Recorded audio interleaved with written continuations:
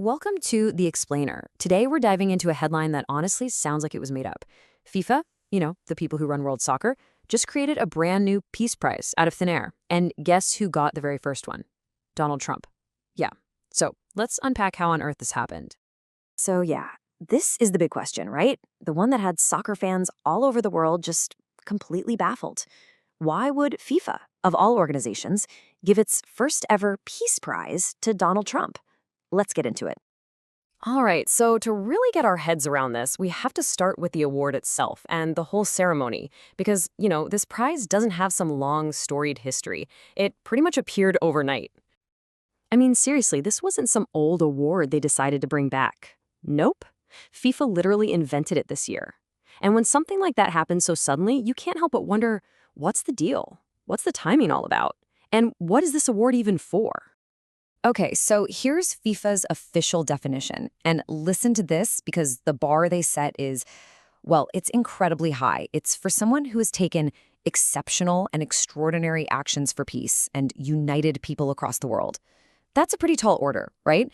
So just keep that exact phrasing in your back pocket as we go. So where do they give out this brand new, super prestigious sounding award? Well, at a huge event, the World Cup draw, which is a massive deal. And it's at the Kennedy Center in Washington, D.C. But here's the kicker. The detail that makes you go, who's the board chair of the Kennedy Center? You guessed it, the recipient himself, Donald Trump. So you've got this new award, this very interesting choice of venue. What was FIFA's official story? Let's look at how they actually try to justify this. Well, the head of FIFA, Gianni Infantino, he came out and thanked President Trump for helping to end wars and save lives. He went big with it, saying he was giving the award on behalf of, get this, more than 5 billion soccer fans around the globe. That's quite a statement. But, that narrative of Trump the peacemaker, it's not exactly something everyone agrees on. There are several agreements he's been involved with, for sure. But his role in some of these ceasefires has actually been disputed by the very countries he said he was helping.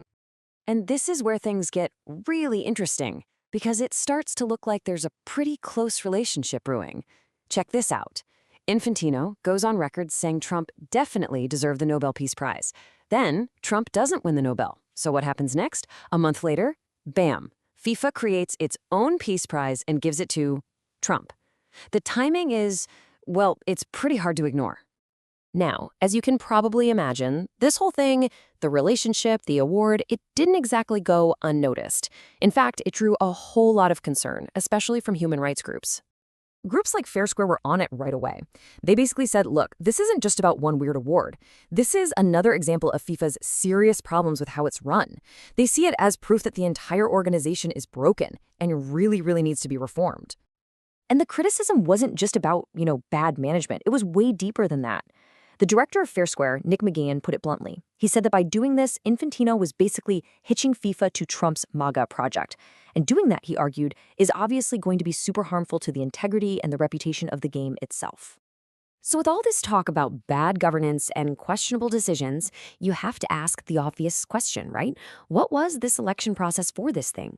Like, who else was even nominated? Was there a committee? How did this happen? And the answer seems to be there wasn't one.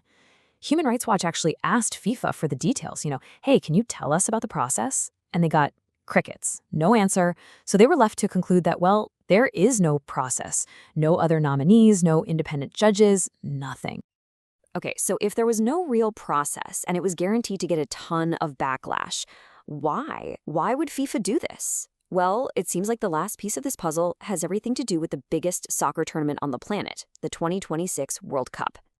Because when people started asking about this very friendly relationship between Infantino and Trump, FIFA's official answer was all about business.